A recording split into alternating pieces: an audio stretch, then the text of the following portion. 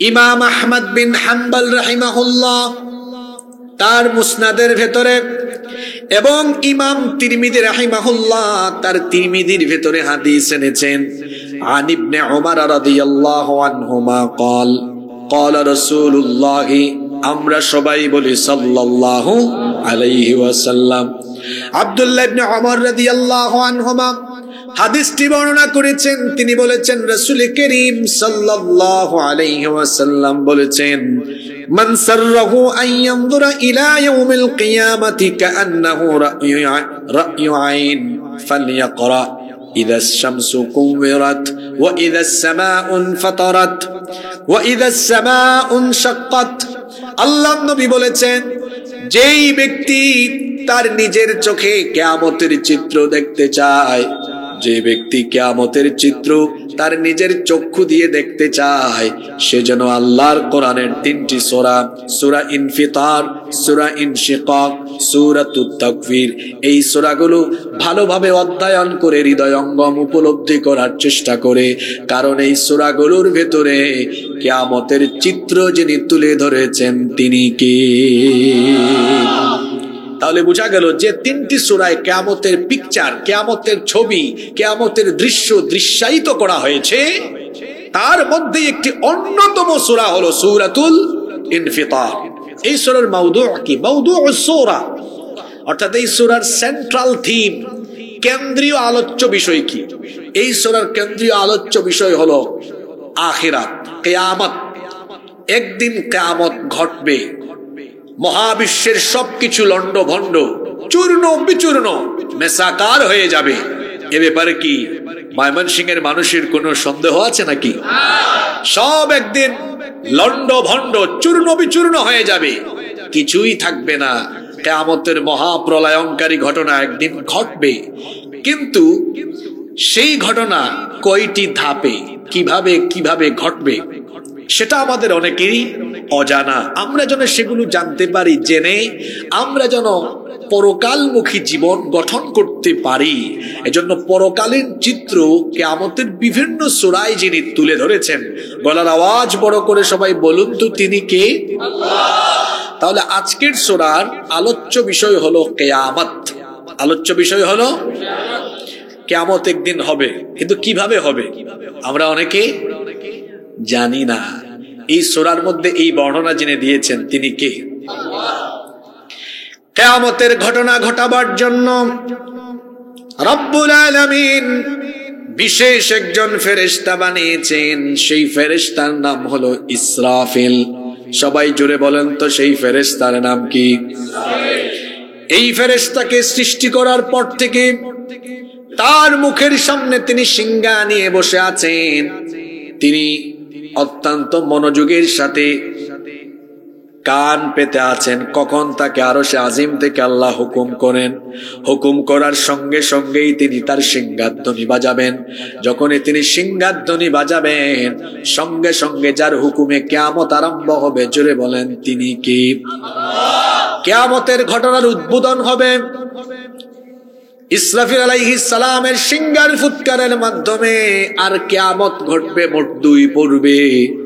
আমার কথা বুঝে থাকলে পুরুষোচিত কণ্ঠে বীর পুরুষের মতো গলার আওয়াজ বড় করে বলেন তো কিয়ামতের ঘটনা ঘটবে মোট কয় পর্বে? আরো আস্তে বলেন কয় পর্বে? সবাই বলেন কয় পর্বে? কিয়ামতের ঘটনা ঘটবে দুই পর্বে।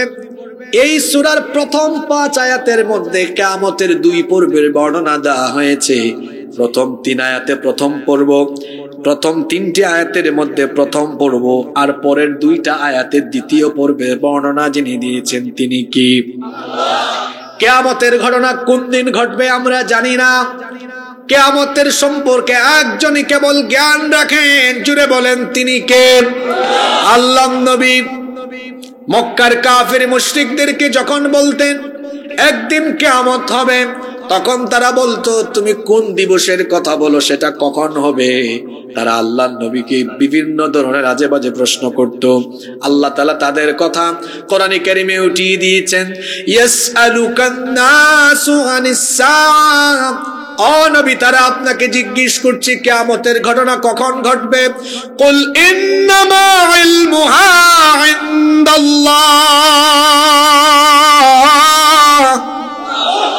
আপনি বলে দেন কিয়ামতের খবর, কিয়ামতের ঘটনা কখন ঘটবে এটা কেবল একজন জানেন। গলার আওয়াজ বড় করে সবাই বলেন, তিনি কে? তিনি যখন চাইবেন তখনই কিয়ামত হবে। কিয়ামতের ঘটনা ঘটবে জুমার দিন। জুমার দিনে সূর্য যখন পশ্চিম দিগন্ত থেকে উদিত হবে, সেই দিন কিয়ামতের ঘটনার উদ্বোধন হবে। আল্লাহর হুকুম পাওয়ার পরে ইসরাফিল আলাইহিস সালাম সিংহার মধ্যে মোট ফুৎকার দিবেন 2 বার। জোরে বলেন কয়বার? প্রথমবার তিনি যখন সিংহায় ফুৎকার দিবেন, প্রথম সিংহার ফুৎকারের পরে এই বিকট আওয়াজে, ভয়াবহ এই আওয়াজে, তখন অবস্থা এমন হবে যারা তখন বেঁচে থাকবে কিয়ামত তো নিকৃষ্ট চরিত্রের লোকদের উপর আপতিত হবে। এই বিকট আওয়াজে তাদের কানের পর্দা ফেটে গিয়ে তারা সবাই মরে যাবে। আসমান আর জমিন সবকিছু তখন ধ্বংস হয়ে যাবে। এজন্য আল্লাহ সূরা জুমারের মধ্যে বলেছেন, ওয়ানুফিখা ফিস সূরি ফাসাইকা মান ফিস সামাওয়াতি ওয়া মান ফিল আরদি ইল্লা মান শা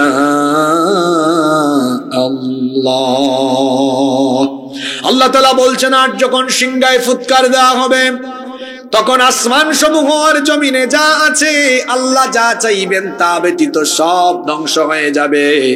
এই বিরাট আসমান, বিরাট জমিন, মাথা উঁচু করলে আমরা নীল দিগন্তের বিশাল আসমান দেখি। পায়ের তলায় সুবিস্তৃত এই জমিন সবকিছু উলট পালট হয়ে যাবে, লন্ড ভন্ড চূর্ণ বিচূর্ণ মেসাকার হয়ে যাবে। এই সূরার প্রথম 3 আয়াতে আল্লাহ কিয়ামতের প্রথম পর্বের বর্ণনা দিয়েছেন। একটু উপলব্ধি করার চেষ্টা করেন ইসরাফিলের সিংহার ফুৎকার কত বিকট এবং কত ভয়াবহ হতে পারে। প্রথম সিংহার ফুৎকারের পরে আল্লাহ বলছেন, ইদাস সামাউন ফাতারাত, যখন আসমান দীর্ণ বিদীর্ণ হয়ে যাবে, আসমান যখন ফেটে যাবে। একটু সবাই বলেন তো, আমাদের মাথার উপরে যে আসমান আছে, এই আসমান যিনি বানিয়েছেন তিনি কে? এই যে মাথার উপরে আসমান আছে, দেখেন আসমান আমাদের মাথার উপরে শূন্যের উপরে চলে আছে। এই যে বিশাল এই প্যান্ডেল, এই প্যান্ডেলকে দাঁড় করাতে এখানে অসংখ্য পিলারের দরকার হয়েছে। তাকায়া দেখেন তো আসমানের দিকে, সুবিশাল এই আসমানকে আল্লাহ তাআলা মাথার উপরে সেট করেছেন। কোন পিলার বা খুঁটি আছে নাকি? আসতে বলবেন না, জোরে বলেন, পিলার বা খুঁটি আছে নাকি? রব্বুল আলামিন কোরআনে কারীমের 13 নম্বর সূরা সূরাতুর রা'দের 2 নম্বর আয়াতে বলছেন, আল্লাহুল্লাযী রাফা'আস সামাওয়াতি বিগাইরি আমাদিন তারাওনাহা সুম্মা ইসতাওয়া আলাল আরশ। তোমাদের মাথার উপরে দৃশ্যমান কোন খুঁটি ছাড়া, পিলার ছাড়া এই আসমানকে যিনি স্থাপন করেছেন, গলার আওয়াজ বড় করে বলেন, তিনি কে? এই আসমান এমনি এমনি বানানো হয় নাই।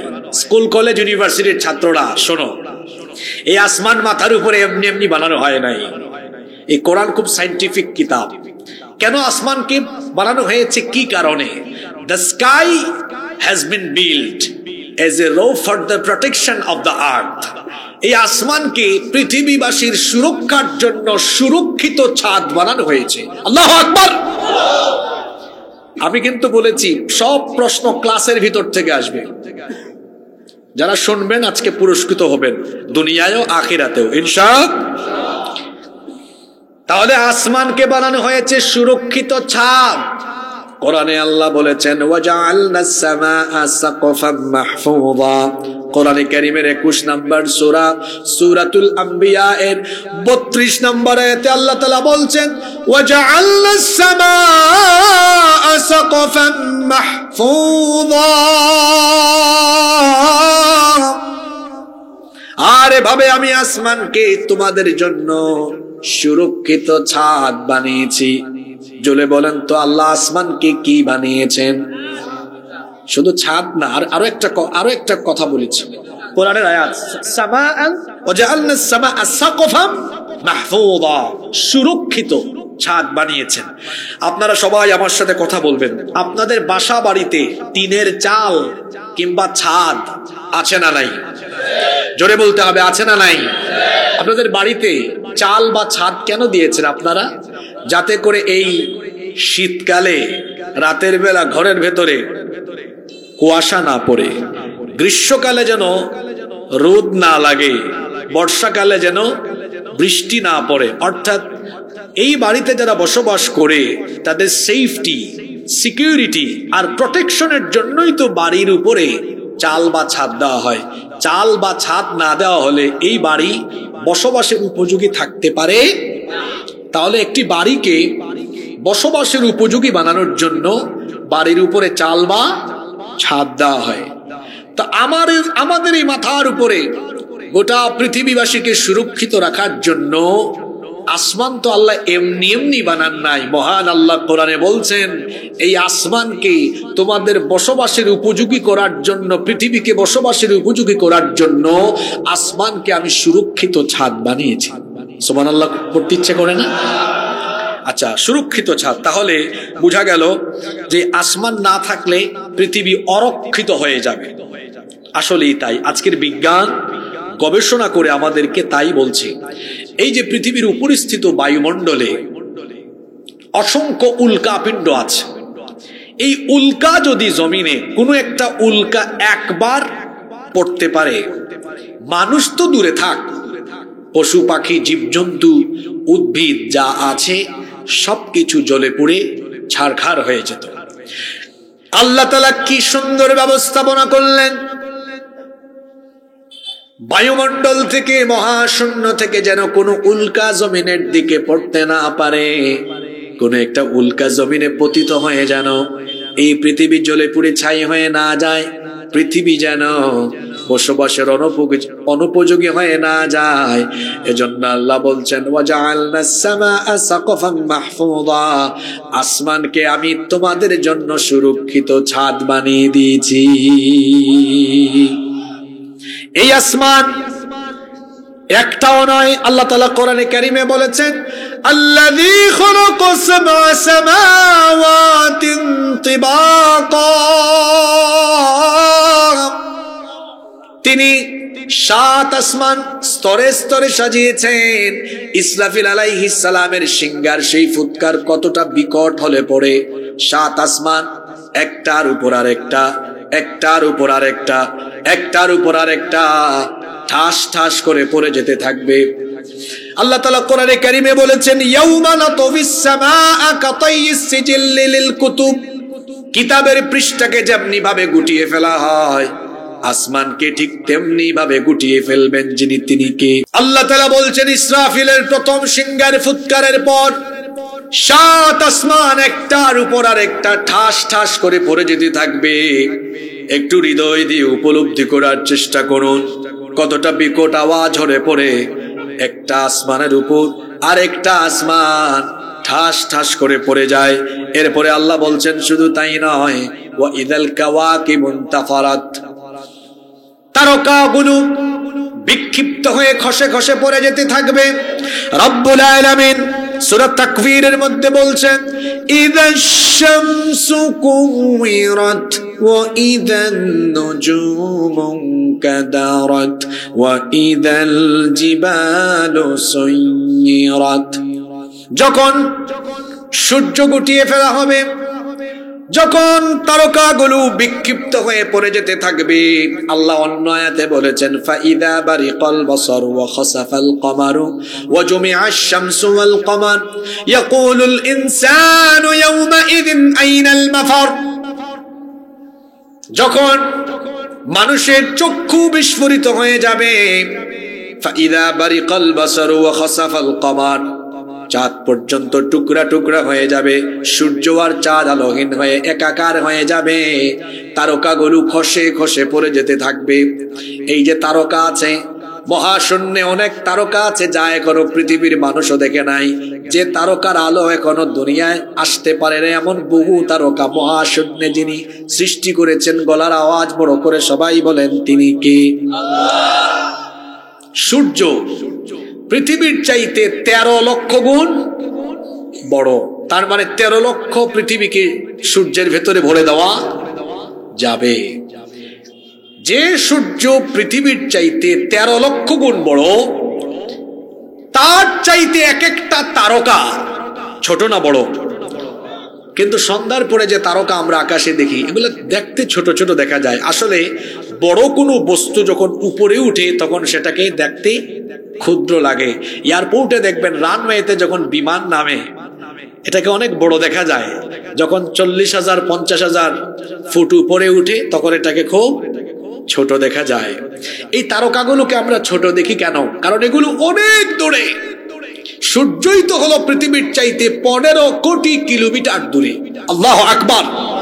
এবং এটা হলো পৃথিবীর চাইতে 13 লক্ষ গুণ বড়। আজকের বিজ্ঞান তাদের গবেষণা অনুযায়ী সর্বশেষ যে তারকা পর্যন্ত তাদের যন্ত্রপাতি নিয়ে যেতে পেরেছে, অ্যাস্ট্রোনমি ম্যাগাজিন সেই তথ্য প্রকাশ করেছে। অ্যাস্ট্রোনমি ম্যাগাজিনে তথ্য প্রকাশিত হয়েছে যে আধুনিক বিজ্ঞান তাদের যন্ত্রপাতি, তাদের আবিষ্কার দ্বারা সর্বশেষ যে তারকা পর্যন্ত পৌঁছাতে পেরেছে সেটার নাম হলো ওয়াইইউ স্কুটি, যেটা সূর্যের চাইতে আরো 500 কোটি গুণ বড়। বুঝছেন কথা? কত গুণ? সূর্য পৃথিবীর চেয়ে কত লক্ষ গুণ বড়। আর এই সূর্যের চাইতে বিজ্ঞানীরা তো এখনো সব জানতে পারে নাই, যতটুকু গিয়েছে আর কি এখন পর্যন্ত। ওই তারকা হলো সূর্যের চাইতে আরো 500 কোটি গুণ। এর চেয়ে বড় তারকা মহাশূন্যে নাই। কথা বলছেন না কেন আপনারা? এর চেয়ে বড় তারকা নাই মহাশূন্যে। অসংখ্য অগণিত গ্যালাক্সি রয়েছে। এই গ্যালাক্সির ভেতরে কোটি কোটি বিলিয়ন তারকা রয়েছে। এমন বহু তারকা আছে যেগুলোর আলো এখনো পৃথিবী পর্যন্ত আসেও নাই। বিজ্ঞান তো ওখানে এখনো যেতেও পারে নাই। এরকম কোটি কোটি বিলিয়ন তারকা ইসরাফিলের এক সিংহার হুৎকারে ছিন্ন বিচ্ছিন্ন হয়ে ছিটকে ছিটকে চতুর্দিকে পড়ে যাবে। আল্লাহু আকবার। বুঝতেছেন কিয়ামত কি ভয়ঙ্কর দৃশ্যের অবতারণা হবে? আসমান একটাও আছে না নাই? থাকবে তারকা? ওয়াইদাল বিহারু ফুজ্জিরাত, সাগরকে ফাটিয়ে দেওয়া হবে, সাগর ফেটে যাবে। ঠিক এর আগের সূরায় আল্লাহ বলছেন ওয়াইদাল বিহারু সুজ্জিরাত, আর সাগরে আগুন লাগিয়ে দেওয়া হবে। দেখেন তো, এই সূরায় বলা হলো ফুজ্জিরাত, ফেটে যাবে। আগের সূরায় সুজ্জিরাত। একটা হলো সুজ্জিরাত আর একটা ফুজ্জিরাত। এক সূরায় বলা হয়েছে সাগর ফেটে যাবে, আরেক সূরায় বলা হয়েছে সাগরে আগুন লেগে যাবে। কথা বুঝে থাকলে বলেন, কথা একরকম না দুই রকম? কোরআন বুঝার একটা মজা হলো কোরআনের এক আয়াতের তাফসীর পাওয়া যায় অন্য আয়াতে। আজকে যারা সায়েন্স ডিপার্টমেন্টে পড়াশোনা করে, ভাই দেখেন আল্লাহর কোরআন কত সায়েন্টিফিক। আমরা তো অনেকে মনে করেছি এটা মনে হয় ঝাড়ফুকের কিতাব, তাবিজের কিতাব, মুল্লা মৌলভীদের কিতাব।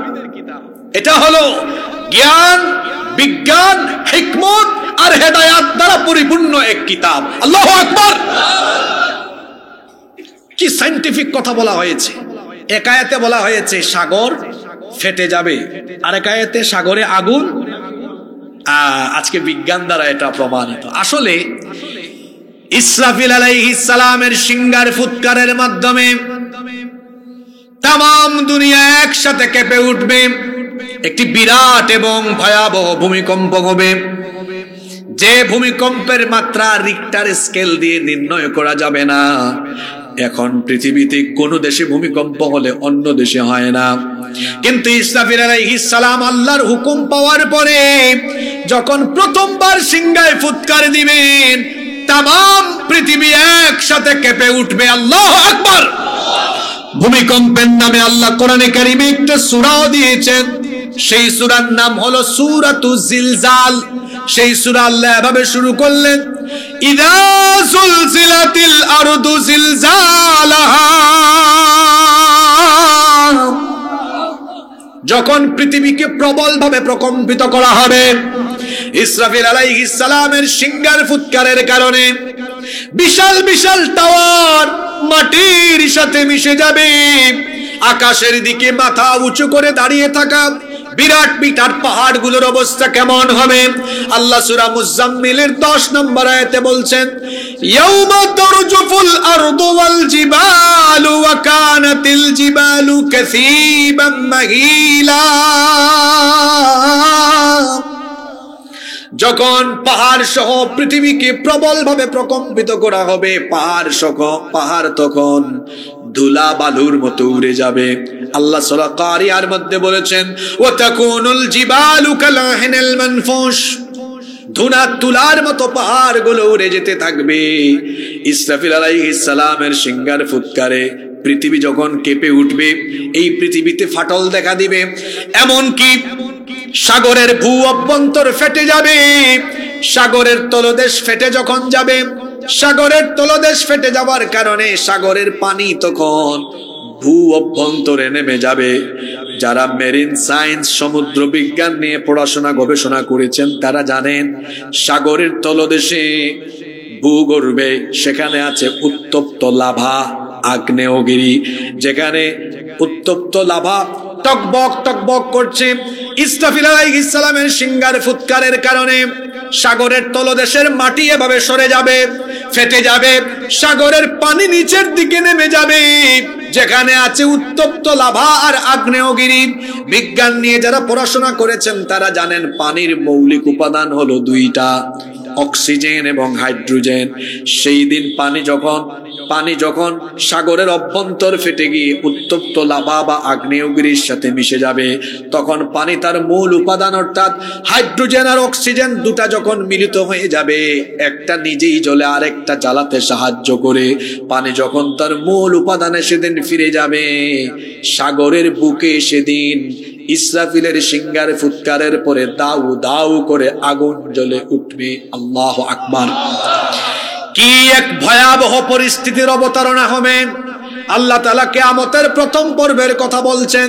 ইসরাফিল যখন সিংহায় ফুৎকারে দিবেন, ইদাস সামাউন ফাতারাত, আসমান ফেটে যাবে, দীর্ণ বিদীর্ণ হয়ে যাবে।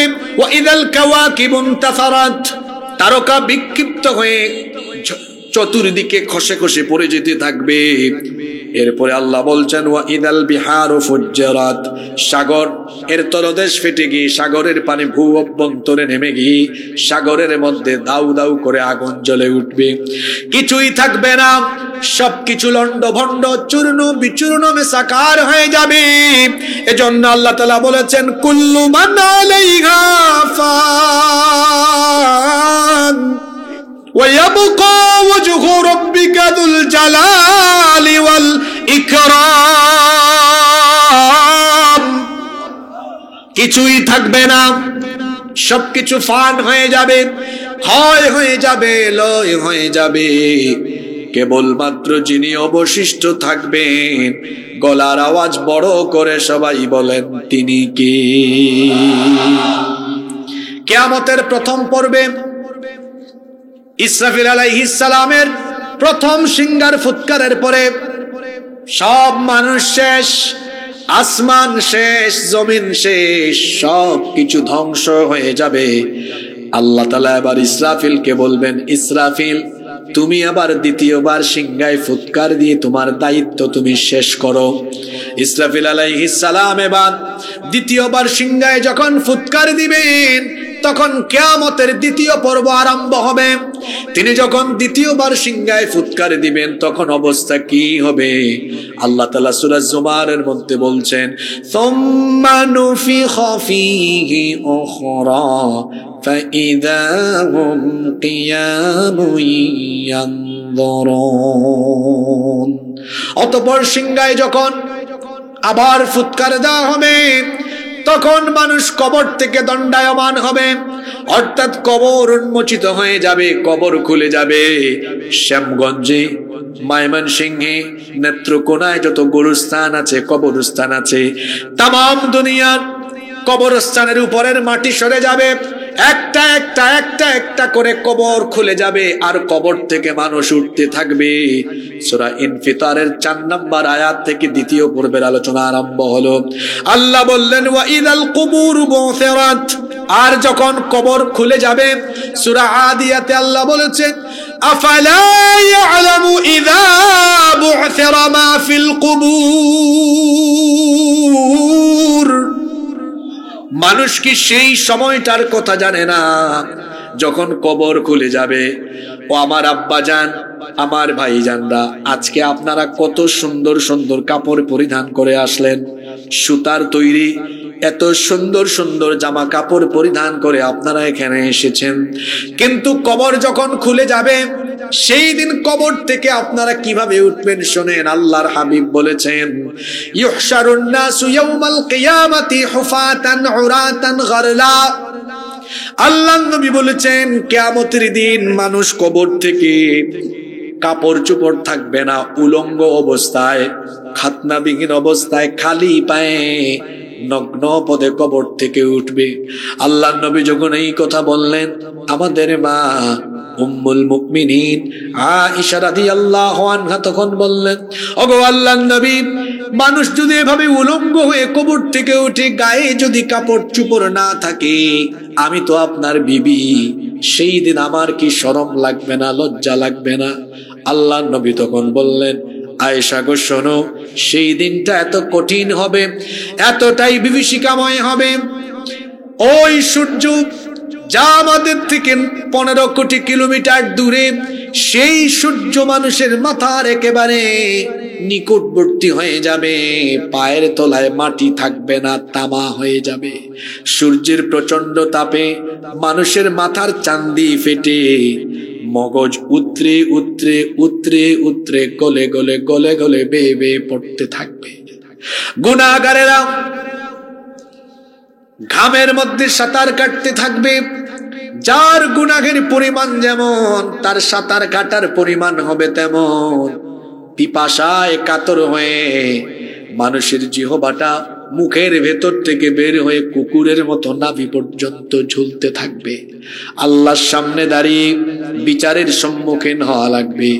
এই ভয়ে সেই দিন প্রত্যেকটা মানুষ যে মাথা নিচু করে নিচের দিকে তাকাবে, সাহস করে উপরের দিকে মাথা তোলার কোনো সাহসও করবে না।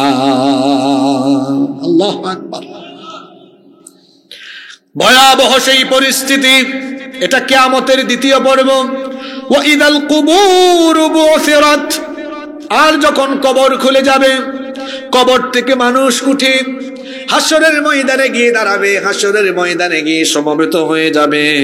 হাসরের ময়দানে যখন মানুষ সমবেত হবে, আল্লাহ পরের আয়াত 5 নম্বর আয়াতে বলছেন আলিমাত নাফসুম মা কদ্দামাত ওয়া আখারাত।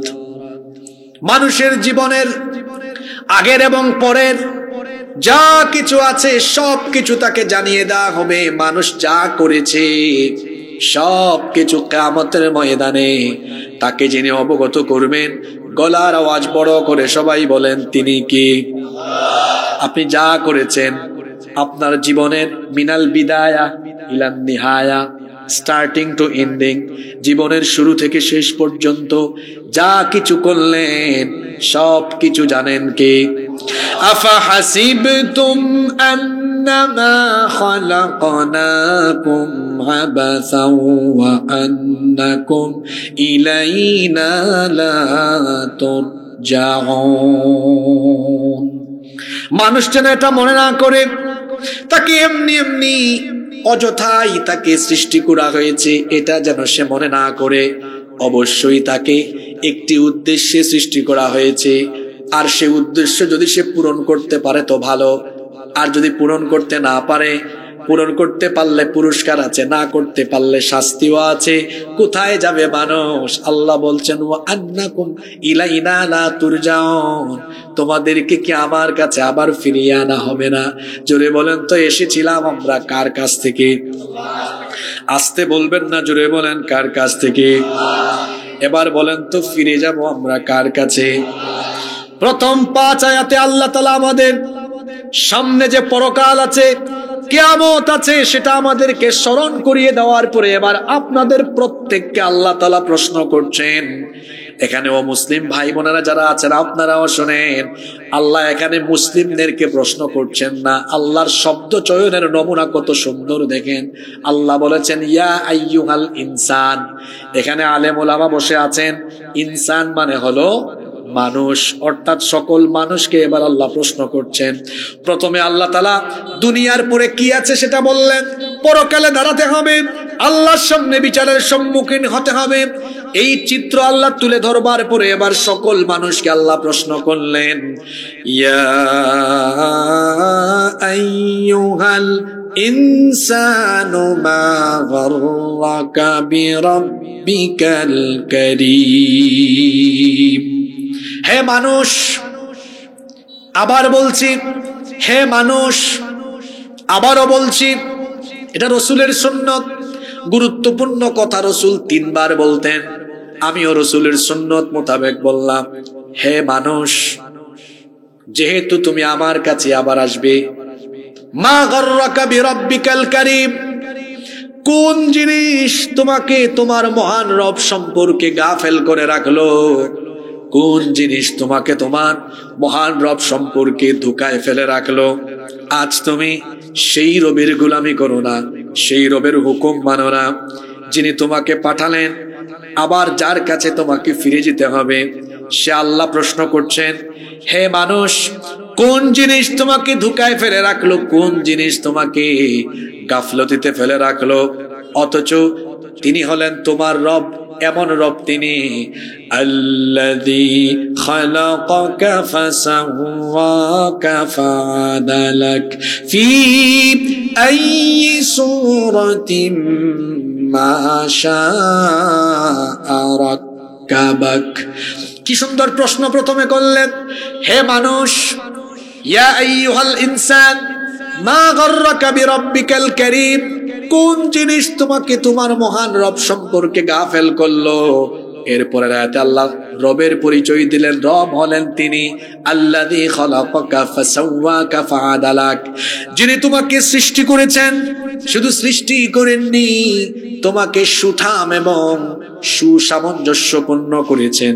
ফি আইয়ি সূরাতিন মা শাআ রাক্কাবাক, যেমন সুরত চেয়েছেন তেমন সুরত তিনি দিয়েছেন।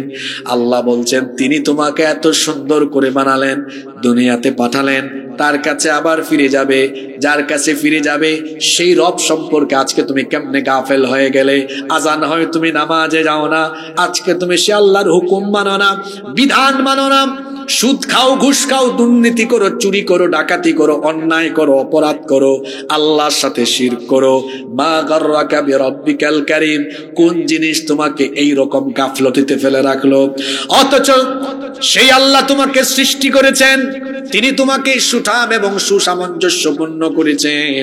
আহারে, আজ আপনি আল্লাহর সাথে কত নাফরমানি করেন, অথচ এত সুন্দর করে যিনি আমাকে আপনাকে বানিয়েছেন, জোরে বলেন তিনি কি? আরো জোরে বলেন তিনি কি? আপনার ওজন এখন কত? 70 কেজি, 75 কেজি, 80 কেজি। আপনাকে দেখলে লাগে 5 ফিট 8 ইঞ্চি, 9 ইঞ্চি, 6 ফিট পর্যন্ত অনেকের হাইট আছে। কিন্তু আল্লাহ আপনাকে বলছেন, হে মানুষ, তুমি সেই কথা একবার মনে করে দেখো, হাল আতা আলাল ইনসানি হিনুম মিনাদ দাহরি লাম ইয়াকুন শাইআম মাযকুরা।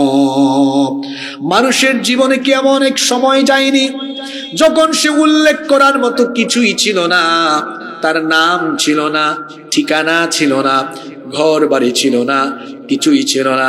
আল্লাহ বলছেন এখন যে তুমি 70 কেজি, 80 কেজি, একটা সময় তো তুমি কিছুই ছিলে না, নাম পর্যন্ত ছিল না। দুনিয়াতে আসার আগে কি আমাদের নাম ছিল নাকি?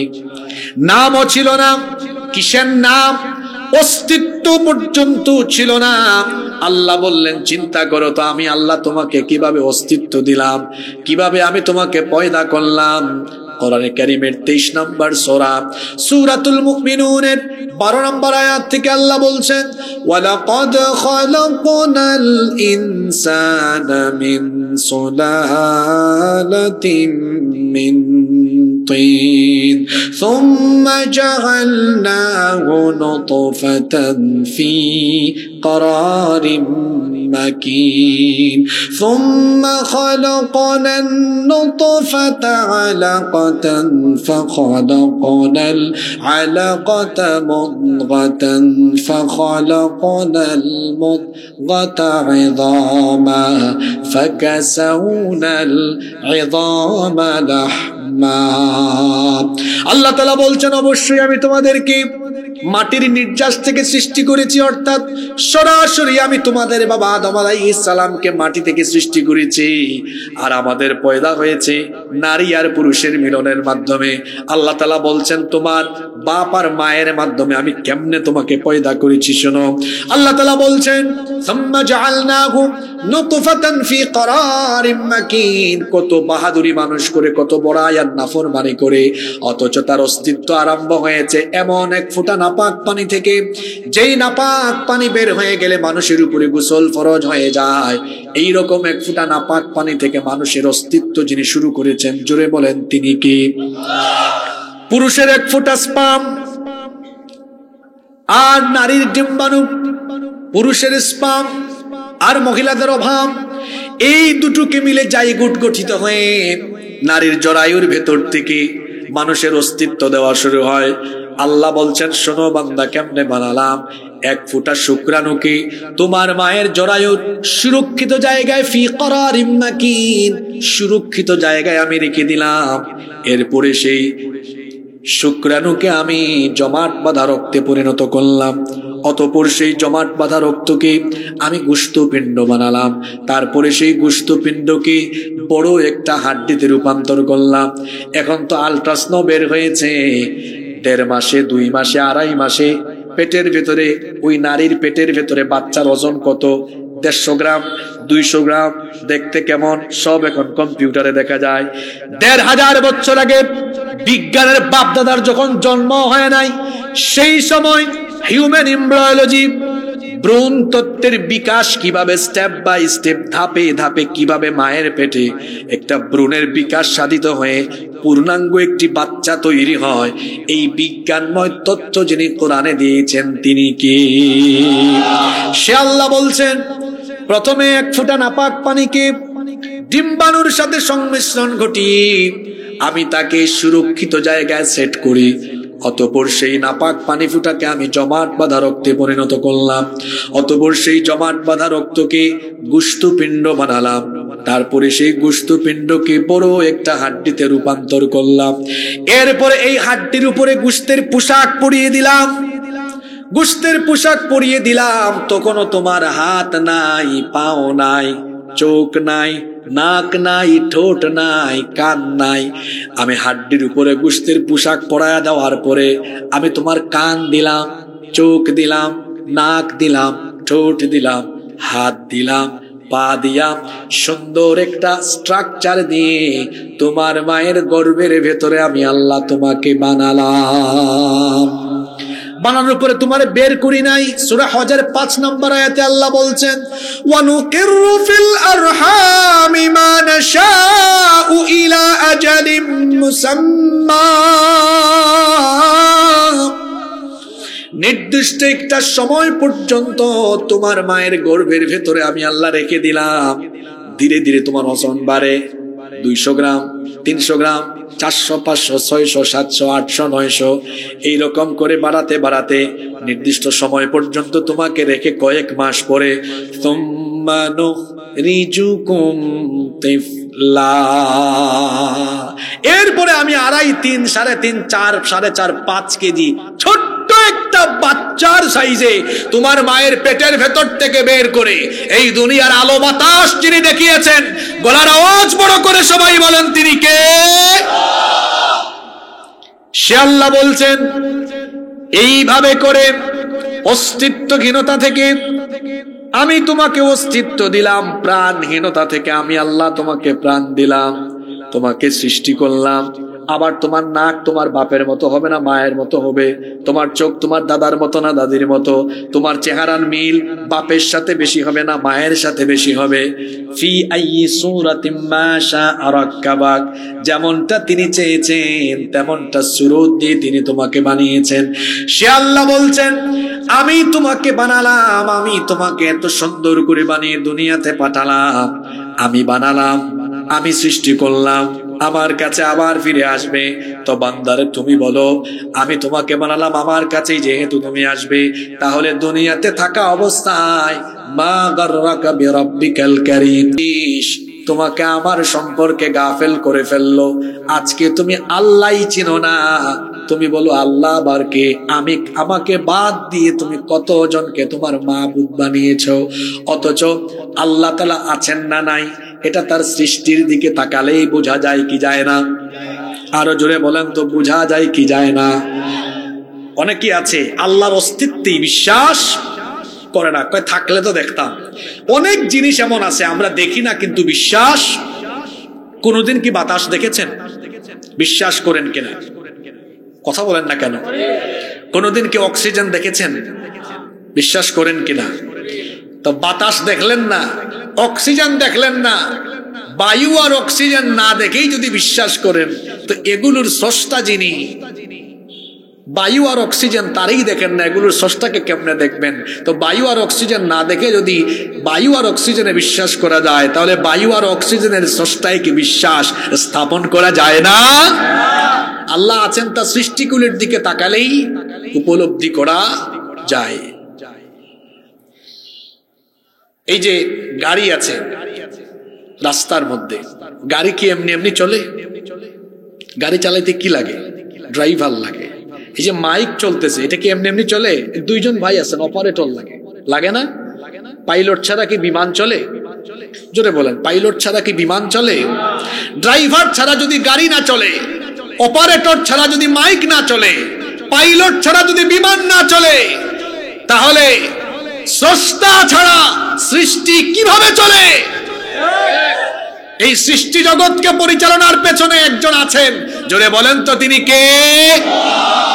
সে আল্লাহ একজন না তার সাথে আরো বহু আছে? জোরে বলেন, একজন না আরো বহু আছে? কুল হুয়াল্লাহু আহাদ, একটা সূরায় আল্লাহর পরিচয়।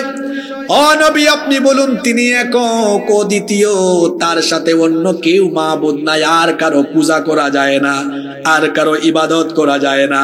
আল্লাহুস সামাদ, সবাই তার মুখাপেক্ষী হয়, কিন্তু আল্লাহ কারো মুখাপেক্ষী হন। লাম ইয়ালিদ, কেউ তাকে জন্ম দেয়নি, ওয়ালাম ইউলাদ, তাকেও জন্ম দেওয়া হয়নি, তিনিও কাউকে জন্ম দেননি। ওয়ালাম ইয়াকুল লাহু কুফুয়ান আহাদ, কেউ তার সমতুল্য বা সমকক্ষ হতে পারে? আল্লাহ তাআলার সমকক্ষ বা সমতুল্য কেউ হতে পারে? আল্লাহ যদি একজন না হয় অনেকজন হতেন। যেমন আমরা মুসলমান এক আল্লাহ বিশ্বাসী, আমরা মনে করি আল্লাহ ছাড়া আর কেউ।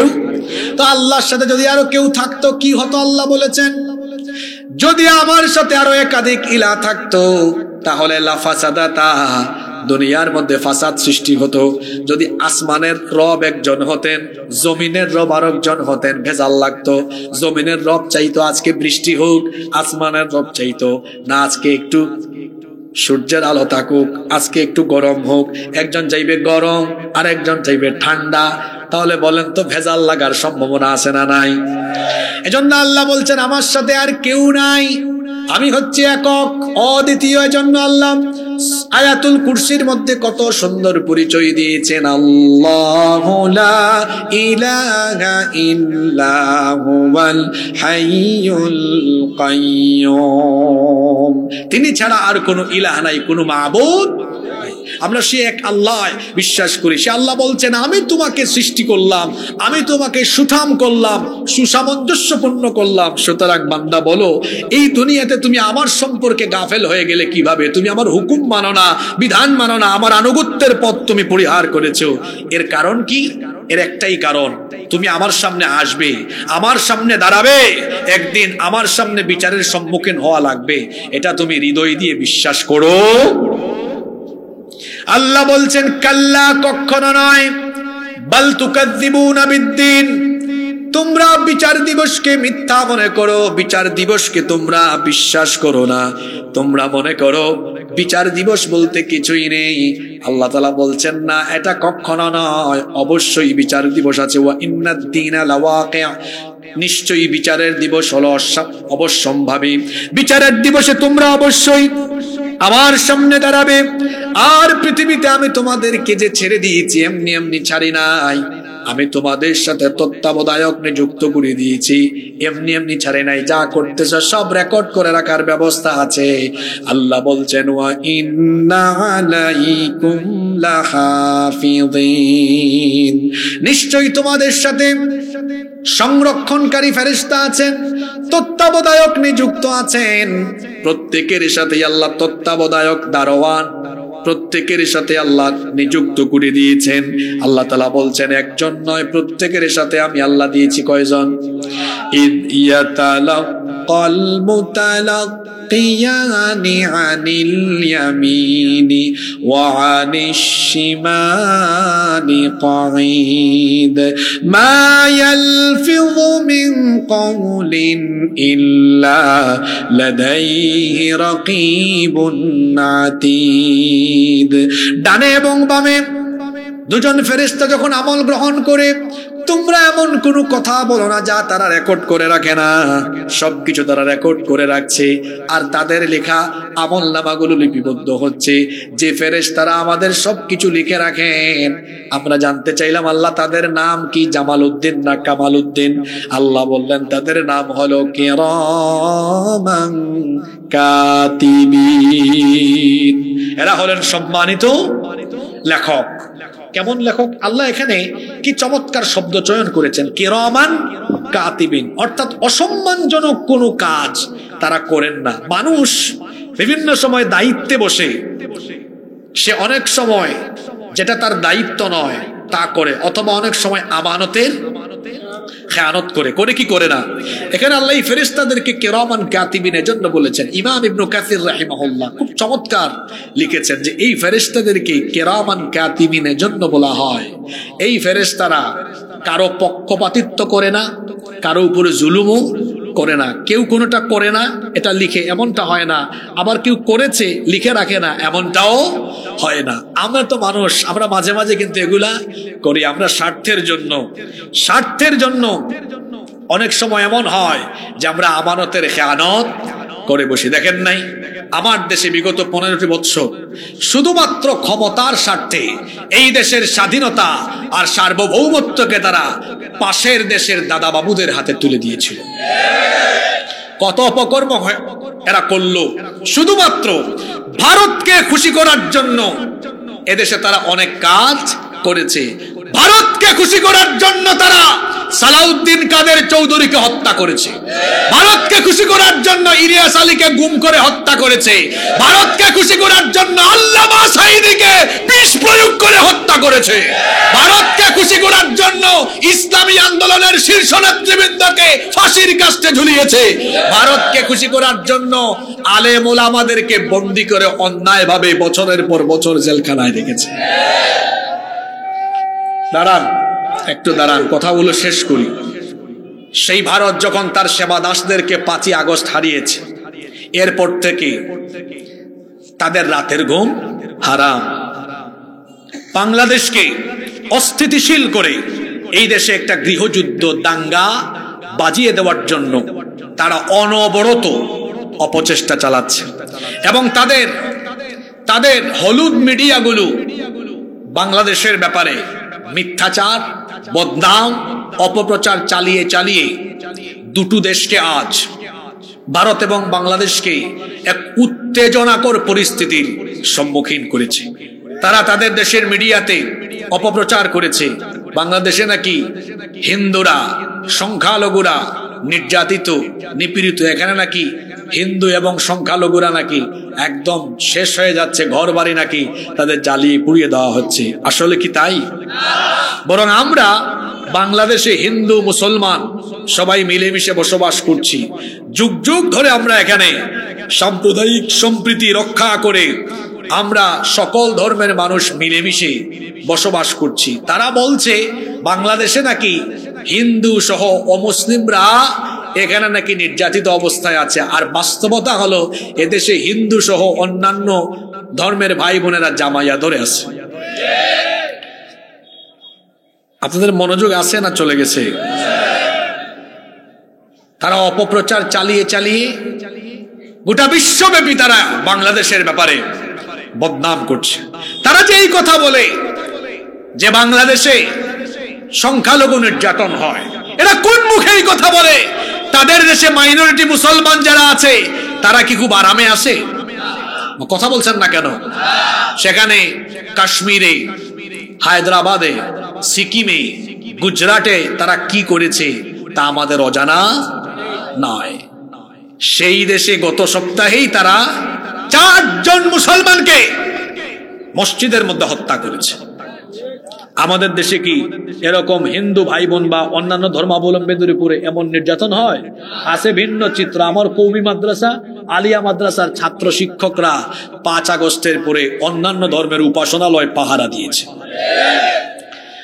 আর পাশের দেশের উগ্রবাদীরা যারা আমাদেরকে বলে আমরা জঙ্গি, আমরা জঙ্গি নই, আমরা এদেশে অন্যান্য ধর্মের ভাই বোনদের উপাসনালয় পাহারা দেই, তাদেরকে সম্মান করি, বরং জঙ্গি তোমরা, কারণ তোমরা আমাদের বাবরি মসজিদ দখল করে রাম মন্দির বানিয়েছো। ইসকন এই সন্ত্রাসী সংগঠন দিয়ে আজ বাংলাদেশকে অস্থিতিশীল করার অপচেষ্টা করা হচ্ছে। আমি শুনেছি আপনাদের এলাকায় অনেক হিন্দু ধর্মাবলম্বী ভাই বোনেরা আছেন, তাদেরকে জিজ্ঞেস করে দেখিয়েন ইসকনের সাথে তাদের অনেক কিছুর অমিল আছে। কারণ এই ইসকনওয়ালারা সনাতনী ভাই বোনদের জায়গা জমি ঘর বাড়ি দখল করার অভিযোগ এদের উপরে আছে। বিভিন্ন জায়গায় এরা যৌন নিপীড়ন করেছে বলেও তাদের ব্যাপারে অভিযোগ আছে। ইসকন এটা হলো শর্ট ফর্ম, এর পুরা নাম হলো international society for Krishna consciousness, বাংলায় যাকে বলা হয় আন্তর্জাতিক কৃষ্ণ ভাবনামৃত সংঘ। এটার হেডকোয়ার্টার পশ্চিমবঙ্গের নদিয়া জেলার মায়াপুরে। কিন্তু আশ্চর্য ব্যাপার হলো এই সংগঠন 1966 সালে প্রতিষ্ঠা হয়েছে মার্কিন যুক্তরাষ্ট্রের নিউ ইয়র্কে। এই সংগঠনের প্রতিষ্ঠাতার নাম হলো অভয় চরণ আরবিন্দ ভক্তি বেদান্ত স্বামী প্রভুপাদ। এই লোক কোন হিন্দু শিক্ষালয়ে পড়াশোনা করে নাই, পড়াশোনা করেছে খ্রিস্টানদের চার্চে। ইসকন তাদের দাবি অনুযায়ী তারা বলে এটি হিন্দু ধর্মীয় সংগঠন, কিন্তু বাস্তবতা হলো এটি হিন্দু ধর্মের কোনো ধর্মীয় সংগঠন নয়, এটি হচ্ছে হিন্দু লেবাসধারী একটি ইহুদি সংগঠন। আমার কথা মিলাতে চাইলে গুগল শরীফে সার্চ করে উইকিপিডিয়াতে যান, এই তথ্য আপনারা পেয়ে যাবেন। এই ইসকন এটাকে নিয়ন্ত্রণ করে পৃথিবীর সবচেয়ে অসভ্য বর্বর জাতি ইসরায়েলের ইহুদিরা, যাদের পরিচয় হলো তারা সন্ত্রাসী, তারা অবৈধ দখলদার, যারা ফিলিস্তিনিদের ঘর বাড়ি দখল করে সেখানে দখলদারিত্ব প্রতিষ্ঠা করেছে। এই ইসকনের মূল চেতনা হলো পৃথিবীকে মুসলমান মুক্ত করো। কি মুক্ত করো? ঘুমাইতেছেন নাকি? একটু পরে প্রশ্ন হবে, কিন্তু বোঝা যাবে কে কি শুনছেন। তাদের এই চেতনার বাস্তব মিল আছে না নাই দেখেন। তারা তাদের মুখে বলে প্রাণী হত্যা মহাপাপ, কিন্তু তারা যেভাবে প্রকাশ্যে দিবালুকে কুপিয়ে মানুষ হত্যা করে, তাদের কর্মকাণ্ডে মনে হয় মানুষ হত্যা তাদের কাছে সোয়াবের কাজ, পুণ্যের কাজ। চট্টগ্রামে আদালতের প্রাঙ্গণে আমাদের এক আইনজীবী ভাইকে প্রকাশ্যে দিবালুকে কুপিয়ে কুপিয়ে হত্যা করে তারা প্রমাণ করেছে তারা হলো অসভ্য, বর্বর, জঙ্গি এবং সন্ত্রাসী। আইন শৃঙ্খলা বাহিনীকে বলবো, এই হত্যাকাণ্ডের সাথে যারা সম্পৃক্ত তাদের প্রত্যেককে গ্রেফতার করে দ্রুত ট্রাইব্যুনালে বিচার সম্পন্ন করে প্রত্যেক সন্ত্রাসীকে ফাঁসির কাস্টে ঝুলাতে হবে। সরকারকে বলবো, বাংলাদেশ সাম্প্রদায়িক সম্প্রীতির দেশ, এখানে হিন্দু, মুসলমান, বৌদ্ধ, খ্রিস্টান মিলেমিশে আমরা বসবাস করি। যারা সাম্প্রদায়িক দাঙ্গা লাগিয়ে সন্ত্রাসী জঙ্গিবাদী কার্যক্রম করে বাংলাদেশকে অস্থিতিশীল করতে চায়, তাদেরকে রুখে দিতে হবে। আর রাষ্ট্রবিরোধী এবং জঙ্গিবাদী কর্মকাণ্ডে লিপ্ত থাকার কারণে এই সন্ত্রাসী সংগঠন ইসকনকে রাষ্ট্রীয়ভাবে নিষিদ্ধ করতে হবে। এই ইসকনওয়ালাদেরকে দিয়ে পাশের দেশ আমার দেশটাকে অস্থিতিশীল করতে চায়। আজকে দেখেন তারা কি করছে, সীমান্তে এসে আমাদেরকে হুমকি দেয়। আমার হিন্দু ভাই বোনদেরকে বলবো, আপনারা আপনাদের পরিচয়, আপনারা সংখ্যালঘু নন, আপনাদের পরিচয় আপনারা এই রাষ্ট্রের নাগরিক। এই রাষ্ট্রের যারা মুসলমান তারাও এই রাষ্ট্রের নাগরিক, যারা অন্য ধর্মের তারাও এই রাষ্ট্রের নাগরিক। এই দেশটা আমাদের সবার। এই দেশ মুসলমানের, হিন্দুর, বৌদ্ধের, খ্রিস্টানের, যারা এই দেশের নাগরিক, এটা সকলের দেশ। এই দেশের স্বাধীনতা আর সার্বভৌমত্বকে রক্ষার জন্য আমরা সবাই ঐক্যবদ্ধ থাকবো। আমাদের এই ঐক্যে কোনো ফাটল ধরবে না ইনশাআল্লাহ। আমাদেরকে আজ হুমকি দেওয়া হচ্ছে। ভারতীয় মিডিয়াগুলো দেখবেন কি অপপ্রচার না করে আর কি হুমকি। দেখবেন রিপাবলিক বাংলা একটা চ্যানেল আছে, ময়ূখ রঞ্জন নামে এক সাংবাদিক নামের সাংঘাতিক। ব্যাং যেমন লাফালাফি করে ও খালি লাফালাফি করে, ডিসপ্লেতে বিরাট বড় মানচিত্র এনে তারপর দেখায় এই যে বাংলাদেশের চিকেন নেক, এই ফেনীকে আমরা 5 মিনিটে আলাদা করে দিয়ে চট্টগ্রামকে দখল করে ফেলবো। এই ময়ূখ রঞ্জন, চট্টগ্রাম কি তোর বাপ দাদার নাকি রে? এই বাংলাদেশের 1 ইঞ্চি জমির উপরে কুনজর দেওয়া হলে এদেশের হিন্দু, মুসলমান, বৌদ্ধ, খ্রিস্টান সেই অপশক্তির চক্ষুকে উপড়ে ফেলবে। আমার এই দেশ, এটা নিয়ে কোনো ষড়যন্ত্র করা হলে আমরা কেউ বরদাস্ত করব না ইনশাআল্লাহ। এটি আমাদের সকলের দেশ। মুসলমান, হিন্দু, বৌদ্ধ, খ্রিস্টান, যুগ যুগ ধরে আমরা এখানে মিলেমিশে বসবাস করছি। এভাবেই আমরা বসবাস করব। আমাদের এই দেশে হিন্দু মুসলমানের দাঙ্গা লাগিয়ে কেউ যদি এই দেশকে অস্থিতিশীল করবার কোন রকমের অপচেষ্টা করে, আমরা সব ধর্মের মানুষ সম্মিলিতভাবে সেই অপশক্তির মোকাবেলা করব ইনশাআল্লাহ। এই এলাকায় যত হিন্দু ভাই বোনেরা আছেন, আমরা আপনাদেরকে বলছি, এই দেশ আপনাদের। আপনারা কারো ফাঁদে পা দিবেন না।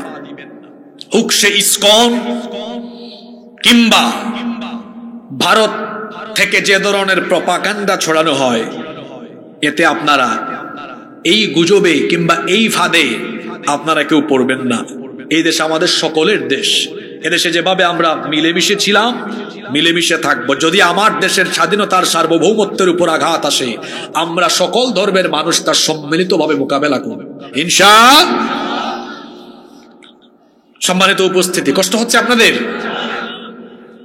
কমিটিকে পরামর্শ দিয়ে যাব, আগামী বছর থেকে মাহফিলে শেষে যিনি আলোচনা করবেন তাকে 9টার মধ্যে উঠায় দিবেন। দীর্ঘক্ষণ মানুষ বসলে অনেকের ইস্তিনজারও দরকার হতে পারে। আর একজন আলোচক যখন আলোচনা করেন, তার সামনে থেকে কেউ যদি উঠি করে, এটা বড় দৃষ্টিকটু হয়।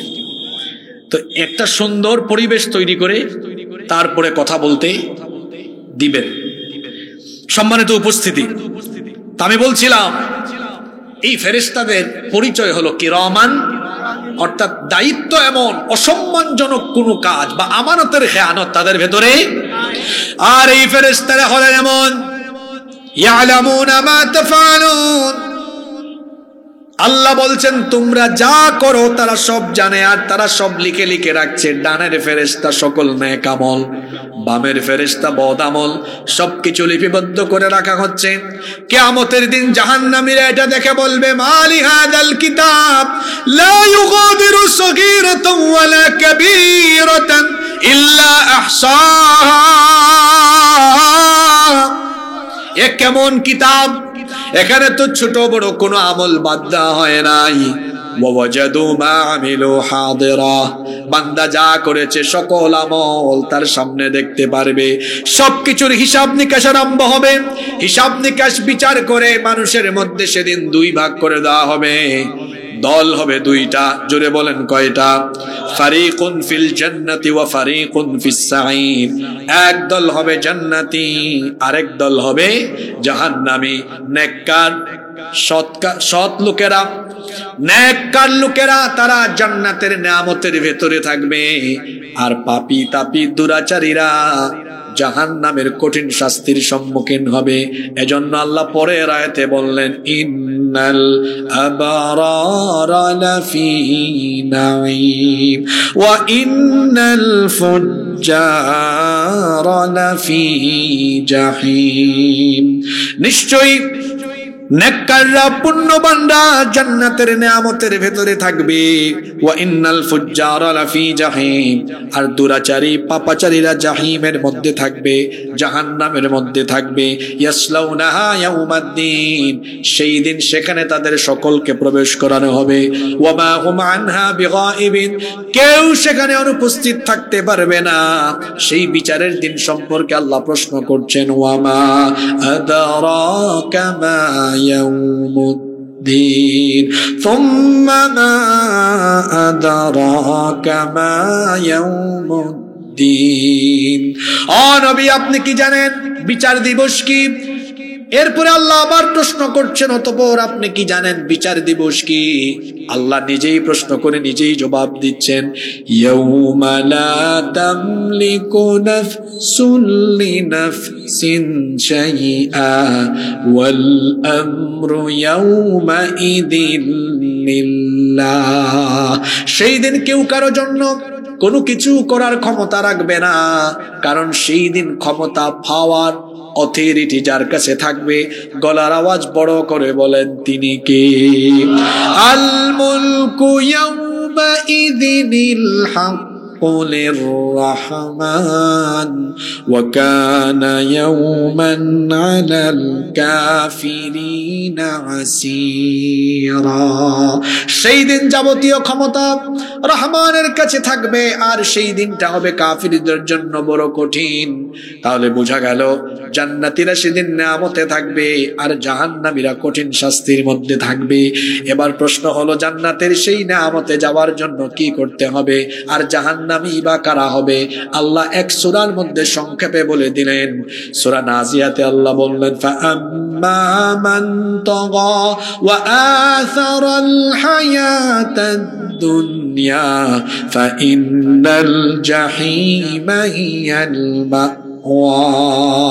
অতএব যারা আখিরাতের চাইতে দুনিয়াকে বড় করে দেখবে, আর দুনিয়ায় যারা আল্লাহর সাথে সীমা লঙ্ঘন করবে, আল্লাহর দেওয়া সীমারেখা লঙ্ঘন করে আল্লাহর বিধানের বিপরীতে, আল্লাহর আনুগত্যের বিপরীতে জীবন পরিচালনা করবে, তাদের জন্য জাহান্নাম, আর জান্নাত হলো তাদের জন্য।